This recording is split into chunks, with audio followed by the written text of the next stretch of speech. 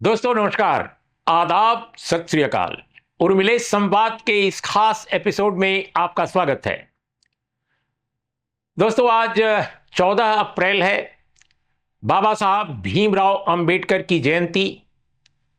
सबसे पहले इस मौके पर बाबा साहब को सलाम, श्रद्धांजलि और आप सबको बहुत बहुत बधाई, शुभकामनाएं। दोस्तों डॉक्टर बी.आर. अंबेडकर के बारे में बहुत सारे लोग समझते हैं कि वो भारत के संविधान के जो प्रारूप कमेटी थी सिर्फ उसके अध्यक्ष थे। संविधान निर्माण में उनकी महत्वपूर्ण भूमिका थी, वो थी, इसमें कोई दो राय नहीं, बहुत महत्वपूर्ण भूमिका थी।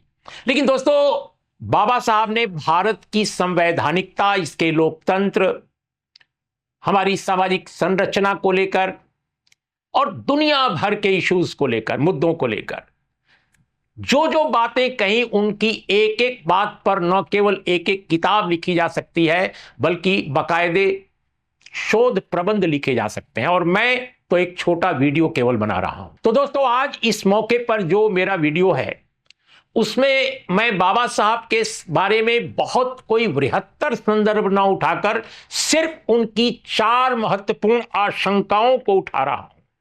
ये 4 महत्वपूर्ण आशंकाएं, याद रखिएगा मेरे शब्दों को, ये 4 जो महत्वपूर्ण उनकी आशंकाएं थीं, कब थीं? कॉन्स्टिट्यूएंट असेंबली बनाए जाने के दौरान, उसकी चर्चा के दौरान और उसके कुछ दिनों के बाद। आज भारत के पूरे राष्ट्र राज्य को एक तरह से मथ रही हैं। एक तरह से भारत के राष्ट्र राज्य पर जो गंभीर चुनौतियां हैं, जिसकी वजह से हमारी संवैधानिकता ध्वस्त हो रही है। संविधान सभा ने जिस भारत के निर्माण का सपना देखा था वो सपना चकनाचूर हो रहा है। बाबा साहब ने ये एप्रीहेंड किया था, ये आशंका जताई थी कि ऐसा हो सकता है अगर लोगों ने ये नहीं किया, या अगर लोगों ने ऐसा किया। लोगों ने अगर ऐसा किया तो ये होगा, लोगों ने अगर ऐसा नहीं किया तो क्या होगा। ये बातें जो बाबा साहब ने कही, आज उनकी बातें 70, 80, 90 नहीं, 100% करेक्ट साबित हो रही हैं। भारत के स्वाधीनता आंदोलन के दौरान, संविधान सभा के निर्माण के समय शायद ही देश का कोई ऐसा विचारक या नेता रहा हो जिसने ऐसी आशंकाएं, ऐसे सवालात खड़े किए थे, ऐसे सुझाव दिए थे जो आज इतने वर्षों के बाद भारत की जो तस्वीर है उस तस्वीर में बिल्कुल फिट बैठ रही हैं। और ऐसा लगता है कि सब कुछ बाबा साहब को मालूम था जो आज भारत झेल रहा है, या जिसको झेलने के लिए हमारे देश की जो महान जनता है वो अभिशप्त है। उन्होंने सुझाया था कि ऐसा नहीं होना चाहिए, लेकिन ऐसा हुआ और ऐसा होता नजर आ रहा है। तो दोस्तों पहला जो पहलू जो आशंका के रूप में है वो क्या है? मैं इन 4 आशंकाओं को केवल आपके सामने रख रहा हूं, और ऐसी अनेक आशंकाएं थी लेकिन आज इनका खास रिलेवेंस है। तो उनकी जयंती के मौके पर पहली आशंका जो उन्होंने जाहिर की थी वो क्या थी, सुनिए। 1946 में जब संविधान सभा में ऑब्जेक्टिव रेजोल्यूशन, जिसे नेहरू ने रखा था, जवाहरलाल नेहरू, बहुत महत्वपूर्ण ऑब्जेक्टिव रेजोल्यूशन था दोस्तों, इसमें जब बहस होने लगी तो सारी बहस एक दिन ऐसा हुआ कि हिंदू मुसलमान पर केंद्रित हो गई। संविधान सभा में जो मेंबरान थे, आप सभी जानते हैं कि वो ज्यादातर कांग्रेस से जुड़े थे, बहुत कम दूसरे दलों, दूसरी विचारधाराओं के लोग थे। लेकिन उन्हीं के अंदर अलग अलग धारा के लोग थे, कांग्रेस के सदस्यों के अंदर। तो वे हिंदू मुसलमान को लेकर काफी गुत्थम गुत्थी होने लगी, अलग अलग ढंग की बातें होने लगी। इस पर बाबा साहब ने जो पहली बात कही थी वो सुनिए। बाबा साहब ने कहा, मैं उनके शब्दों को जो अंग्रेजी में थे मैं अपने ढंग से पेश कर रहा हूं, लेकिन बिल्कुल भाव वही है। उन्होंने कहा कि आज की इस बहस से ऐसा लग रहा है मानो अपने देश में हिंदू मुसलमान के बीच कोई जंग छिड़ने वाली है। अगर जंग ये इसी तरह से शब्दों में होती रहेगी तो वो जमीन पर आ सकती है, समाज में आ सकती है। और अगर जंग आज हो रही है आप लोगों के बीच और ये समाज में भी होगी तो ये कभी खत्म नहीं होगी। याद रखिएगा, कभी खत्म नहीं होगी। देश बर्बाद हो जाएगा, ये टकराव जो कम्युनिटीज के बीच में है वो भारत के राष्ट्र राज्य की आधारशिला को खत्म कर देगा, ये बाबा साहब ने कहा था। दोस्तों, आज आप भारत में क्या देख रहे हैं, क्या आप देख रहे हैं, इस पर मुझे बताने की जरूरत नहीं है। पहली आशंका। दूसरी जो आशंका उन्होंने कही थी, जाहिर की थी, वो आर्टिकल 324 संविधान का, और संविधान का आर्टिकल 324 जो है दोस्तों निर्वाचन आयोग के बारे में है। वो निर्वाचन आयोग जो इस समय चर्चा का विषय बना हुआ है।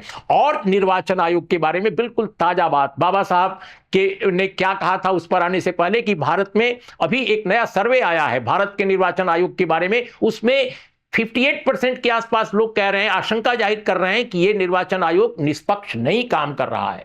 अभी मैं बात कर रहा हूं CSDS लोक नीति के सर्वे की। और उसके बारे में बाबा साहब ने क्या कहा था?